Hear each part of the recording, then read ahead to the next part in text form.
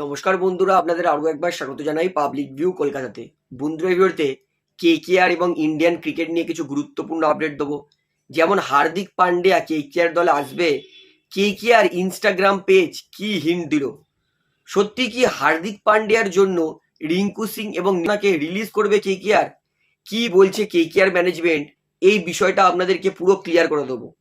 তার পাশাপাশি Mitchell Starc, তাকে নিয়ে কিন্তু ক্রিকেটের একটা বড় পেজ ভালো আপডেট দিয়েছে। তার পাশাপাশি আরও কিছু গুরুত্বপূর্ণ আপডেট দেবো, তাই বলতেই পারি ভিডিওটা গুরুত্বপূর্ণ হবে, শেষ পর্যন্ত দেখবেন। এবং যারা চ্যানেল নতুন আছেন সকলকে একটাই অনুরোধ করে রাখবো, যেহেতু এখানে আপনারা খেলার সমস্ত রকম আপডেটস পেয়ে যাবেন, তারা অবশ্যই পাবলিক ভিউ কলকাতা এই চ্যানেলটিকে সাবস্ক্রাইব করে বেল আইকন প্রেস করে অল করে রাখবেন। তাহলে বন্ধুরা, সবার প্রথমে আপনাদেরকে বলি, বিগত কিছুদিন ধরেই একটা খবর খুব সার্কুলেট হচ্ছিল যে হর্ষিত রানা এবং রিঙ্কু সিং, এদের দুজনকে কেকেআর রিলিজ করে দেবে, ট্রেড করে দেবে হার্দিক পান্ডিয়ার জন্য মুম্বাই ইন্ডিয়ান্সে। তো এই নিউজটা কিন্তু প্রচণ্ড শোনা যাচ্ছিল। তো ফাইনালি কেকেআর ম্যানেজমেন্ট এটা কিন্তু খোলসা করে দিয়েছে যে হর্ষিত রানা, রিঙ্কু সিং কেকেআরের future project, future plan.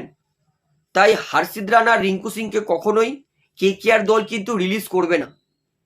KKR দলের অন্যতম গুরুত্বপূর্ণ প্লেয়ার, তাই কেকেআর দলেই থাকবে হর্ষিত রানা, রিঙ্কু সিং, এমনটা কিন্তু বলে দিয়েছে এবং পরিষ্কার করে দিয়েছে কেকেআর ম্যানেজমেন্ট। অর্থাৎ আমি তো জানতাম আগে দিয়েই, এবং আমি তো বলেও ছিলাম যে কেকেআর কোনোদিন রিঙ্কু সিং আর হর্ষিত রানাকে তো রিলিজ করবে না।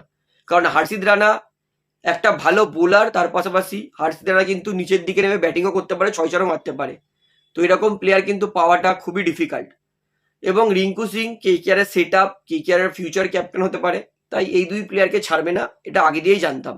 তো কেকেআর ম্যানেজমেন্ট যখন খোলসা করে দিয়েছে, তো এর থেকে কিন্তু এইখানেই এই নিউজটা আপনি ভুলে যান যে হর্ষিত আর রিঙ্কু মুম্বাই দলে কখনোই এরা যাবে না, এরা কেকেআর দলেই থাকবে। এইবারে বলি, কেকেআর পেজ ইনস্টাগ্রাম পেজে একটা ভিডিও ছেড়েছিল, যেইখানে Varun Chakravarthy power lifting, weight lifting করে এক্সারসাইজ করছিল। সেখানেই ভিডিও শেষে হার্দিক পান্ডিয়া তিনি কিন্তু পিছন দিক থেকে এসে বরুণ চক্রবর্তীকে মক করছিল, পিছন থেকে মজা করছিল। এবং আমরা দেখেছি যেহেতু হার্দিক পান্ডিয়া তিনি কেকেআর দলে আসবে, এরকম নিউজ কিন্তু সার্কুলেট হচ্ছে। এবং শুধু কেকেআর ফ্যান্স বলে নয়, তার পাশাপাশি রবিচন্দ্রন অশ্বিন, আপনার বিজলা, আপনার আরও 3-4টে ক্রিকেট এক্সপার্ট, তারা কিন্তু মনে করছে যে হার্দিক পান্ডিয়ার কেকেআর দলে যাওয়ার সম্ভাবনা বেশি। কারণ কেকেআর দলে একটা অল আউট টি20 সুপারস্টার দরকার, সেটা কিন্তু হার্দিক পান্ডিয়া কেকেআর দলে আসলে কেকেআরে ফুলফিল হবে।